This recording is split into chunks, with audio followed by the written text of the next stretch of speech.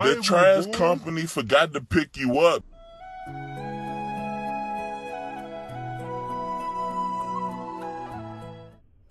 Hey y'all, so today I want to talk about insecurities. Hopefully from the beginning of this video you could get the message I was going for, which was that we all have these insecurities that pop in our heads throughout the day. Most of the time it's about things that people don't really care about, such as my eyebrow is not the same length as this eyebrow. Okay. And sometimes those insecurities can come from places that we don't even realize and can manifest into different ways we think about ourselves. So it's very good to go ahead and nip those insecurities in the bud or accept those insecurities so that you can live a life that's not dominated by those insecurities. So I want to talk about some insecurities that I have and have had in the past and how I've gotten through those insecurities in order to help you get through yours. One insecurity that I had while growing up was insecurity with my dark skin tone. And I feel like this is something that lots of dark-skinned girls in America feel because, especially in my era of growing up, when we were like in middle school, elementary school, all you really saw on TV was, lighter-skinned people. And that was all you saw in like, the beauty commercials or the main characters in TV shows. They all had, pale skin or lighter skin. You realize, that, hey, I don't have that skin color, and people point out to you all the time, hey, you're dark skin. That's something I heard growing up a lot. It makes you feel like something's wrong with your skin, and in turn, it's not beautiful. And so the way I got over this is I surrounded myself around people who look like me. It didn't have to be physical people. I would intentionally look up people, dark-skinned girls who were doing successful things up online in order to, follow their footsteps or use them as inspiration. It's so windy today. Or I will look up documentaries about, being dark-skinned and things like that and learn from other dark-skinned girls and how they've gotten through their challenges of being dark-skinned or accepting their dark skin. One great documentary I'll link down below is called Dark Girls, and I think that's a really good documentary and just showing that, for black girls, dark-skinned girls, that you're not the only one who has gone through this insecurity, and you will get through it, and your skin is beautiful the way it is. Another insecurity I've had is insecurities with my body. Growing up, very skinny girls were the it thing. I was skinny back then, but I didn't feel like I was because I wasn't as skinny as these other girls. I had people call me fat, things like that. And so I felt really insecure about my body.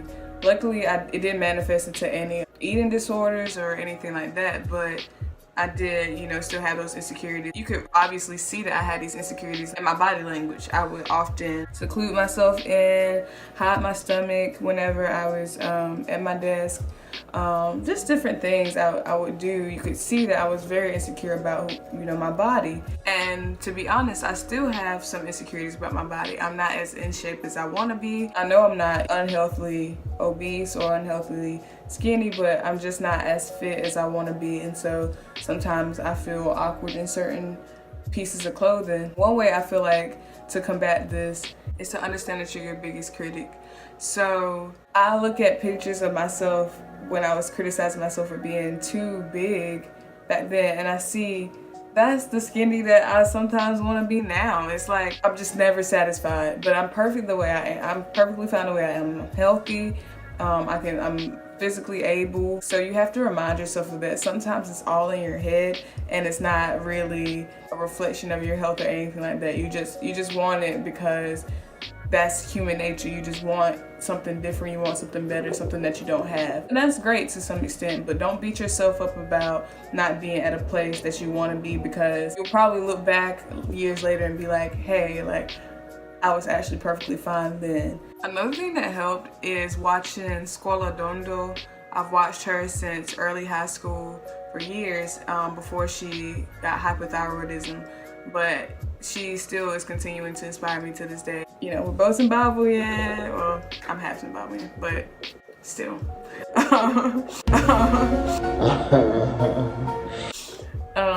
Just seeing, a dark-skinned girl, a dark-skinned African girl, just really stay body positive. That really helped me. I'll link her YouTube down below. So another insecurity I've had is depending too much on what the other person thought of me, or in general I do that, not even just in like romantic relationship. Something that I had to learn is that I can't look for confidence through anyone else. I can't look for self-worth through anyone else. It's self-worth. You have to work on it yourself. You have to appreciate things about yourself and feel worthy. And that's basically the only way a healthy relationship can work, I feel, because you can't depend on others to fulfill your happiness. That's something that you have to already have, and they can compliment you. Another insecurity that I've had is wondering what other people think about me, or feeling like I've done something wrong, or I should have worded something differently. Just, that's the perfectionist side of me.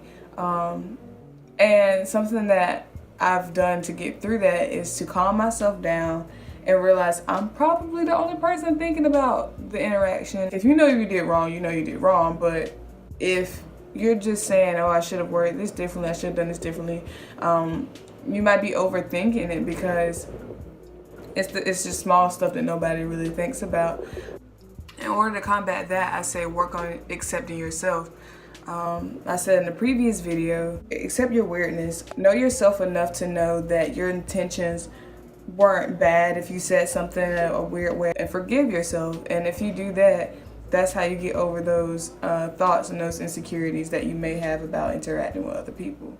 So yeah, those are the insecurities that I have, and the advice I have with getting over those insecurities, and hopefully you can apply it to your life. I'll leave all the aforementioned people down below, links to their channels in the videos I'm referring to. If this video is helpful, please give it a thumbs up and leave a comment below. And I hope that something I said today resonated with you. All right, bye.